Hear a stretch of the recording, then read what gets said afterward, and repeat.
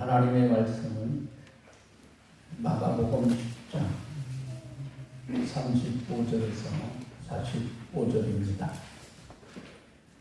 여러분, 저와 여러분이 한 절씩 교도가고 마지막 45절은 다 함께 읽겠습니다. 마가복음 10장 35절에서 45절. 세베대의 아들 야고보와 요한이 주께 나와 여짜오되 선생님이여, 무엇이든지 우리가 구하는 바를 우리에게 하여 주시기를 원하옵나이다. 여짜오되 주의 영광 중에서 우리를 하나는 주의 우편에 하나는 좌편에 앉게 하여 주옵소서.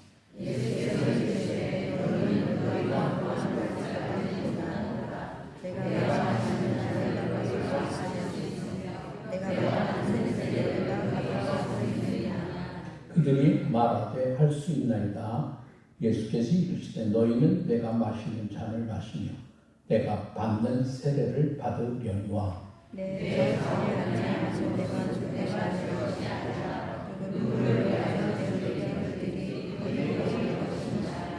열 제자가 듣고 야고보와 요한에 대하여 화를 내거늘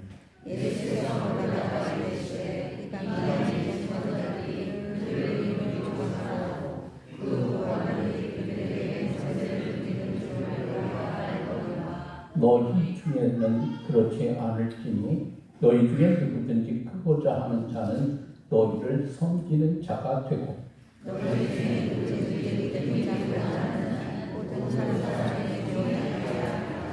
인자가 이것을 성김을 받으려 하니 우리의 섬기려 하고 자기 목숨을 많은 사람의 대속으로 주려 함이니라. 아멘. 조선시대에 사역이라고 하는 사역 방법이 있어요. 여러분, 요즘 유명한 영화가 있잖아요. 뭐예요? 왕과 사는 남자. 제가 이제 그 청룡포에 여러 번 가보기도 했어요. 거기에 보니까 또 그런 장면이 있더라고요. 왕족이나 사대부들이 죄를 지었을 때 왕이 극약을 내려 맛있게 죽게 하는 사형 방법이 사약을 내리는 거죠. 그래서 이 사약이라고 할 때 쓰는 말이 하사할 사자에 복을 뜻하는 약자를 씁니다. 그러니까 사약은 왕이 내린 독약이라는 뜻입니다. 왕이 사약을 내릴 때 일반적으로 금부도사가 왕명과 함께 가지고 갔습니다. 왕명이 전해지면 죄인은 그 사약에 든 잔을 정중하게 상의에 받아놓습니다. 그리고 왕을 향해 예를 표한 뒤에 마시게 됩니다. 그리고 그 자리에서 사약을 마신 사람은 숨을 거두게 되죠. 그래서 사람들은 아무리 왕이 내린 것이라 해도 사약만큼은 면하고 싶은 마음이 있었겠죠. 오늘 성경을 보면 내가 마시는 잔을 너희가 마실 수 있으며 내가 받는 세례를 너희가 받을 수 있느냐라고 하는 말씀이 나옵니다. 예수님께서 야고보와 요한에게 던지신 질문입니다. 예수님께서 받으시려는 잔을 받을 수 있겠느냐는 거죠. 예수님께서 고난의 순간이 서서히 다가오는 것을 아시고 마음에 준비를 하고 계셨습니다. 그리고 결국 그 고난의 쓴 잔을 마셨습니다. 사약을 받은 뒤 죄인이 숨을 거두는 것처럼 예수님께서도 십자가에서 운명하셨습니다. 그러면 예수님께서 받으신 잔이란 무엇을 말하신 것일까요? 사실 성경을 보면 잔은 비유로 많이 사용되어졌습니다. 특히 시편의 자연을 비유로 하는 말씀이 많이 나오는데 성경에서 잔은 대체로 하나님께서 우리에게 부어주시는 그 어떤 것을 말합니다. 일반적으로 복을 주시고 은혜를 베푸시고 그리고 구원을 주실 때 잔이 사용됩니다. 그러나 오늘의 잔은 다릅니다. 바로 하나님께서 고난을 부어주시는 잔입니다. 그래서 오늘 주님께서 받으신 잔은 바로 고난의 잔입니다. 그러면 주님께서 받으신 고난의 잔은 구체적으로 무엇을 말씀하신 걸까요? 마태복음 26장 42절을 보면 성경은 이렇게 기록이 되어 있습니다. 내 아버지여, 만일 내가 마시지 않고는 이 잔이 내게서 지나갈 수 없거든 아버지의 원대로 되기를 원하나이다. 이 말씀은 예수님께서 십자가를 지시기 전날 겟세마네 동산에서 기도하신 내용 가운데 일부입니다.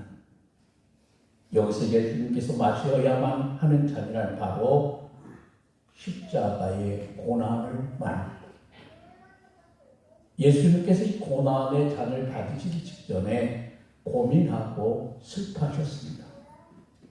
게다가 제자들에게 내 마음이 매우 고민하여 죽게 되었다고 말씀하십니다. 그리고 하나님께서 이 잔을 지나가게 해달라고까지 예수님이 기도하셨습니다. 사실 예수님께서는 지금까지 단 한 차례도 그 어떤 일로 고민하시거나 두려워하시거나 죽게 되었다고 말씀하신 일이 없습니다. 예수님께서는 40일 금식도 문제없이 잘 이겨내셨습니다. 사탄의 시험도 두려움 없이 담대히 이겨내셨습니다. 고향 나사렛에 가셨을 때 사람들이 예수님을 죽이려 할 때도 담대하게 이겨내셨습니다. 잘못하면 죽을 수 있는 상황에서도 예루살렘 성전을 뒤집어 놓으셨습니다. 예수님께서는 이 모든 일을 담대하게 처리하셨습니다. 그러나 이 잔 앞에서만큼은 달랐습니다. 예수님도 두려워하셨습니다. 심지어 고민이 되어 죽게 되었다고까지 하십니다. 도대체 이 잔은 어떤 것이기에 예수님께서도 이렇게 두려워하셨을까요? 이 잔은 단지 끌려가 신문당하고 채찍을 맞고 모욕을 당하는 고난의 정도가 아닙니다. 그리고 십자가에 달려 피 흘리고 고통 가운데 죽는 고난 정도가 아닙니다. 정말 중요한 것은 예수님께서 죄인으로 죽으시는 겁니다. 하나님께 버림받고 저주를 받는 겁니다. 마태복음 27장 46절을 보면 예수님께서 십자가 위에서 이렇게 절규하셨습니다. 엘리 엘리 라마 사박다니 나의 하나님 나의 하나님 어찌하여 나를 버리시나이까 절규하셨습니다. 바로 하나님께 버림받은 것 이것이 예수님의 고난의 핵심입니다. 예수님께서 그렇게 두려워하셨던 잔 바로 그것입니다.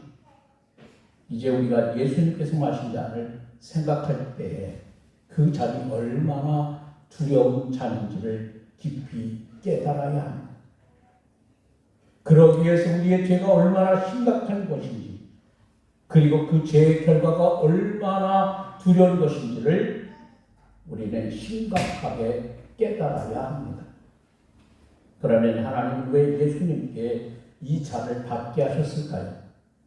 왜 마치 왕이 사약을 내리듯이 예수님께 하나님은 이 잔을 내리셨을까요? 그 답을 오늘 성경은 45절에 기록이 되어 있습니다. 여러분 같이 읽어보겠습니다. 인자가 온 것은 섬김을 받으려 함이 아니라 도리어 섬기려 하고 자기 목숨을 많은 사람에게 주려 대속물로 주려 함이니라. 예수님께서 십자가에 달려 죽으신 죽음은 대속물로 죽으신 것이라는 말씀입니다. 그러니까 하나님께서 예수님께 잔을 내리신 것은 예수님을 대속물로 내어주기 위해서라는 말씀이죠. 여러분, 대속물이란 무엇을 말하는 것일까요? 한마디로 말하면 부채나 속박 또는 죄의 상태로부터 자유롭게 해주기 위해 대신해서 부담하는 대가를 말합니다. 한마디로 예수님은 우리 인간의 죄를 사하시기 위한 대속물이 되어주신 겁니다. 그러니까 하나님께서는 예수님께 우리 인간을 죄에서 구원하시기 위한 대속의 잔을 내리신 거지요.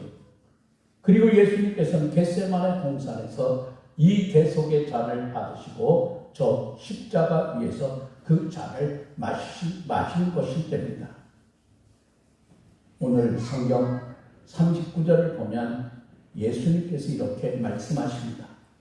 너희는 내가 마시는 잔을 마시니 내가 받는 세례를 받으려니와 내 좌편에 앉은 것은 내가 줄 것이 아니라 누구를 위하여 준비되었는지 그들이 얻을 것이니라. 한마디로 예수님께서 제자들에게 예수님께서 마신 잔을 마시게 될 것이라고 말씀하십니다. 예수님께서는 오늘도 제자 되기를 바라는 사람들에게 잔을 주십니다. 물론 그 잔은 축배가 아닙니다. 그 잔은 고난의 잔입니다. 그러나 그 잔은 받기가 쉽지는 않지만 예수님께 피하려 하셨던 것처럼 그렇게 두려운 잔은 아닙니다. 예수님이 마신 잔처럼 하나님께 버림받는 잔은 아니기 때문입니다. 오히려 우리가 그 잔을 받게 되면 주님께 더욱 우리와 함께 하시기 때문입니다. 여러분 44절을 보면 이렇게 말씀하고 있습니다. 누구든지 으뜸이 되고자 하는 자는 모든 사람의 종이 되어야 하리라. 그러니까 우리가 주님께서 주시는 자는 종이 되려고 하면 받아야 한다는 뜻입니다. 비록 높은 자리에 있지만 여전히 종이라는 생각을 가지고 있어야 한다는 것이죠. 자격이 없지만 하나님께서 세워주셔서 그 자리에 있다는 생각을 가지고 있어야 한다는 말입니다. 여러분 43절을 보면 이렇게 말씀하십니다. 너희 중에 누구든지 크고자 하는 자는 너희를 섬기는 자가 되고 주님이 주시는 잔을 마신다는 것은 누군가를 섬기는 말씀입니다. 여러분 오늘부터 고난주간이 시작되었습니다. 이 한 주간 주님께서 마신 잔을 여러분이 묵상하시기를 바랍니다. 주님께서 죄의 제대로 하나님께 버림받은 고난의 잔을 마시셨습니다. 겟세마네 동산에서 잔을 받으시고 십자가에서 잔을 드셨습니다. 여러분 나를 위한 것임을 깊이 깨닫고 여러분이 감사하시기를 바랍니다. 그리고 내게 주신 잔을 묵상하는 여러분이 되시기를 바랍니다. 예수님처럼 여러분도 그 잔을 잘 받고 또 잘 마시는 사랑하는 여러분이 되시기를 바랍니다. 기도하겠습니다.